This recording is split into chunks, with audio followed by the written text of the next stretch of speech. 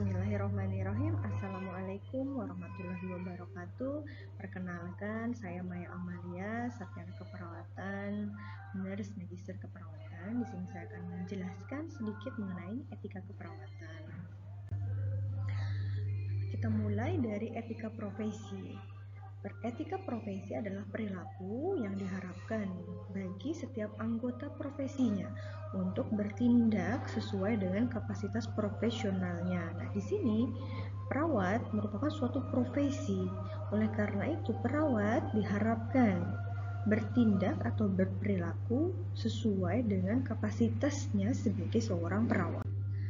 Dengan etika profesi, maka perawat diberikan pedoman untuk menumbuhkan bagaimana bertanggung jawab ataupun memiliki kewajiban dirinya sebagai anggota profesi keperawatan mengenai hak-hak yang diharapkan oleh orang lain, misalnya oleh pasien, oleh keluarga pasien, oleh rumah sakit. Mereka mengharapkan perilaku kita sesuai dengan yang telah ditentukan oleh profesi. Dalam kaitannya dengan organisasi profesi, perawat dinaungi oleh organisasi profesi, yakni PPNI atau Persatuan Perawat Nasional Indonesia. Di sini PPNI akan melindungi anggotanya serta juga melindungi keselamatan dari klien, tentunya dengan cara menjamin bahwa pelayanan yang diberikan harus sesuai dengan standar, baik itu standar prosedur operasional maupun dengan standar rumah sakit. Nah, selain itu PPNI juga menjamin bahwa pelayanan dilakukan oleh pelaksana yang kompeten, tenaga-tenaga profesional yang kompeten. Jadi, etika ini dimiliki oleh semua profesi. Salah satunya adalah profesi keperawatan.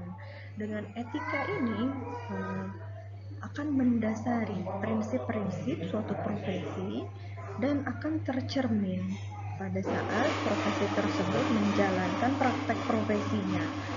Kita sebagai perawat, pada saat kita menjalankan tindakan kita sesuai dengan prinsip-prinsipnya, prinsip-prinsip etika, itu disebut dengan etika keperawatan.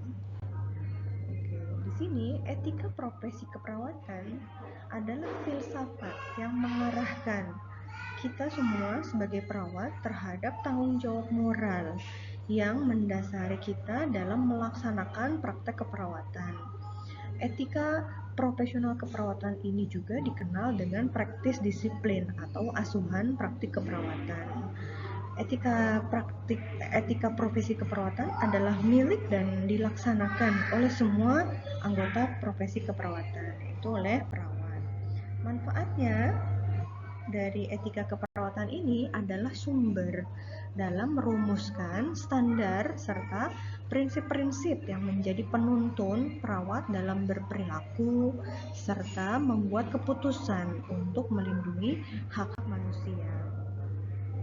Etika keperawatan ini berkaitan dengan moralitas, yaitu berkaitan dengan mana yang benar dan mana yang salah, serta kegiatan atau kajian kritis dan sistematis dari nilai moral yang ada dalam kehidupan yang dirancang untuk memberikan pencerahan atau arah terhadap bagaimana perawat melakukan tindakan, bagaimana perawat memutuskan yang dilaksanakan dalam kegiatan sehari-hari. Tidak terpisahkan dari praktik keperawatan yang diselenggarakan oleh perawat. Fungsinya ada etika keperawatan. Yang pertama adalah perawat bekerja dengan manusia. Setiap hari bekerja dengan manusia, dengan klien maupun dengan keluarga di tatanan rumah sakit maupun di tatanan komunitas. Selain itu juga perawat adalah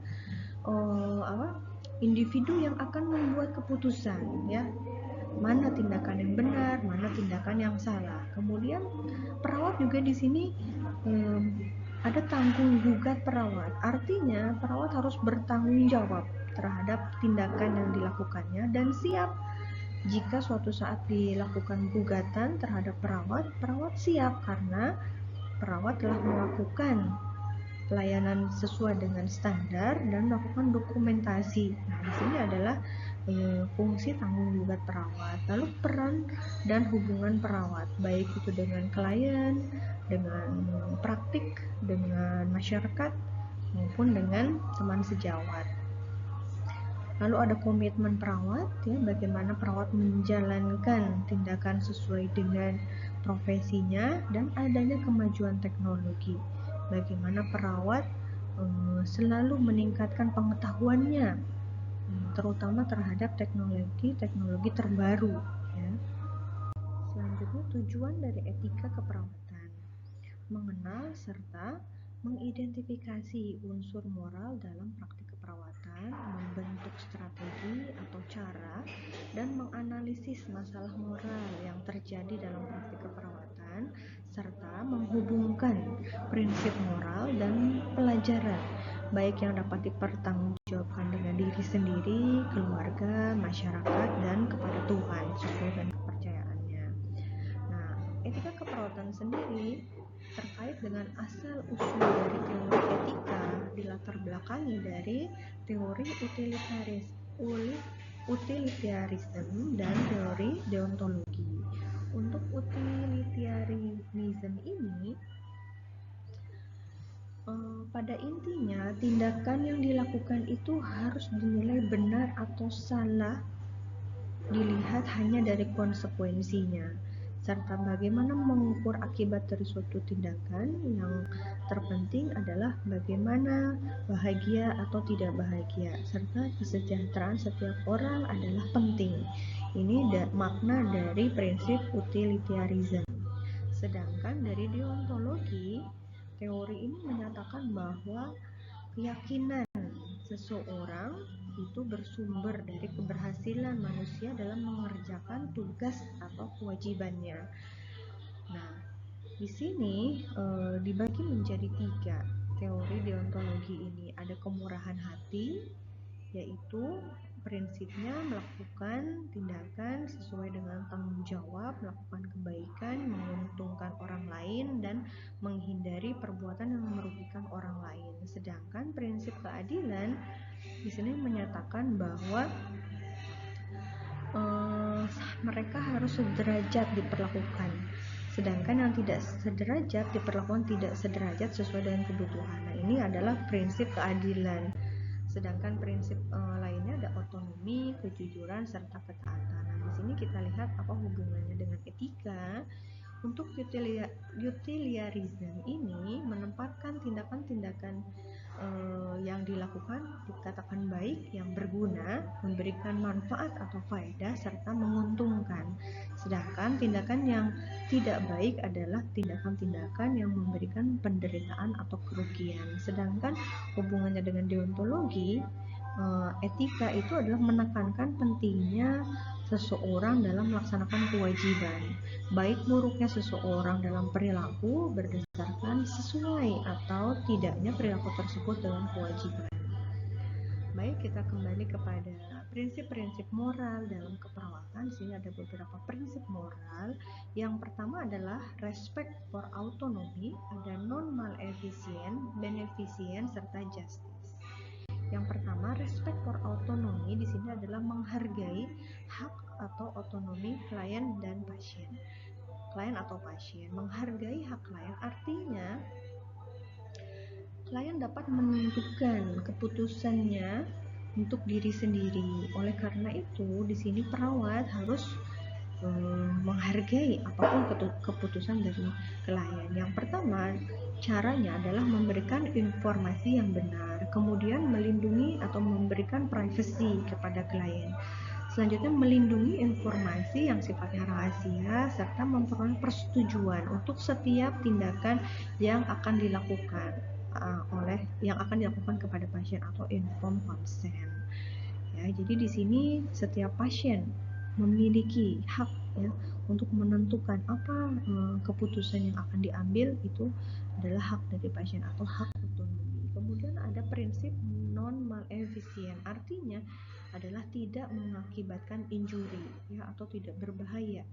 Ya, jadi segala sesuatu yang kita lakukan itu diharapkan tidak mengakibatkan injury terhadap klien. Penerapannya dalam praktik keperawatan ini, nah, bagaimana supaya kita tidak mengakibatkan injury kepada klien? Di sini kita mengacu kepada standar-standar yang ada. Yang pertama adalah adanya standar praktik keperawatan, adanya standar asuhan keperawatan, adanya standar prosedur, serta standar tenaga keperawatan. Nah, dengan kita mengikuti standar-standar ini, maka diharapkan tindakan yang dilakukan perawat itu tidak memberikan injury atau bahaya kepada klien. Selanjutnya, prinsip moral yang ketiga adalah beneficient atau berbuat kebaikan. Berbuat kebaikan artinya apa yang kita lakukan itu memberikan kesejahteraan atau meningkatkan kesejahteraan, kualitas hidup pasien. Nah, di sini kewajiban kita sebagai perawat adalah melindungi hak-hak pasien, memberikan hak-hak pasien dengan cara hak tersebut mendapatkan pelayanan yang bermutu atau pelayanan berkualitas. Setiap pasien memiliki hak akses yang sama terhadap pelayanan kesehatan, akses pelayanan kesehatan yang sesuai dengan nilai dan norma kultural klien serta pelayanan kesehatan yang berkualitas. Ini adalah hak-hak yang berkaitan dengan beneficient, hak untuk mendapatkan informasi, hak untuk berpartisipasi dalam pengambilan keputusan, hak untuk mendapatkan informed consent, untuk menolak konsen, untuk mengetahui nama dan status tim kesehatan, untuk mendapatkan second opinion, untuk diperlakukan dengan respect dan confidentiality. Nah, ini adalah hak-hak pasien. Lalu prinsip moral yang selanjutnya adalah justice atau prinsip keadilan. Kewajiban perawat di sini untuk berperilaku adil, ya, fair untuk semua klien. Ya, justice hadir jika pembagian perhatian yang sama pada setiap klien, memperlakukan klien sesuai dengan kebutuhannya, sesuai dengan usaha yang dilakukannya, sesuai dengan kontribusinya, dan sesuai dengan penghargaannya. Lalu bagaimana hubungan perawat dan klien? Nah, ini ada prinsip-prinsip profesional, ya, yang kita lakukan sebagai perawat dalam hubungannya antara perawat dan klien. Yang pertama ada prinsip veracity. Kita sebagai profesional harus mengatakan informasi dengan jujur, berkata yang benar, tidak melebihi atau tidak mengurangi informasi yang seharusnya diberikan kepada pasien. Selanjutnya ada prinsip fidelity, bagaimana kita memegang janji atau komitmen terhadap profesi keperawatan. Lalu confidentiality, bagaimana kita merahasiakan informasi-informasi pasien yang sifatnya rahasia kecuali jika diminta oleh petugas yang berwenang, ya, dalam pengadilan atau dalam hal tanggung gugat perawat. Lalu selanjutnya ada empati. Nah, bagaimana kita memahami apa yang dirasakan klien, bersifat sensitif, bersifat tajam, mengenali bagaimana permasalahan klien, dan objektif dalam melihat klien. Nah, lebih baik dalam memberikan bagaimana kita memberikan pertolongan kepada klien. Nah, itu berbeda dengan simpati. Kalau simpati adalah human relationship, hubungan antar manusia, bagaimana kita merasakan apa yang dirasakan klien, kebutuhan klien dirasakan sebagai kebutuhan perawat. Nah, di sini empati lebih baik daripada simpati, ya. Karena kan kalau perawat sharing perasaan, hubungan pertemanan, itu akan timbul kesulitan dalam memberikan pertolongan yang tepat dan benar, ya. Jadi kita bersifat profesional. Ini sama tadi prinsip otonomi, lalu bersikap baik, adil dan tidak merugikan, kejujuran, menepati janji, menjaga rahasia, dan akuntabilitas. Nah, di sini akuntabilitas, perawat harus melaksanakan tindakan sesuai dengan tadi standar-standar yang telah ditentukan, dan berhati-hati dalam melaksanakan setiap tindakannya agar tidak salah dalam melakukan tindakan atau tidak melakukan malpraktek keperawatan. Ini harus bersifat akuntabilitas. Baik, mungkin sekian presentasi atau penyajian materi dari etika keperawatan. Mohon maaf jika ada kekurangan atau kesalahan. Wassalamualaikum warahmatullahi wabarakatuh.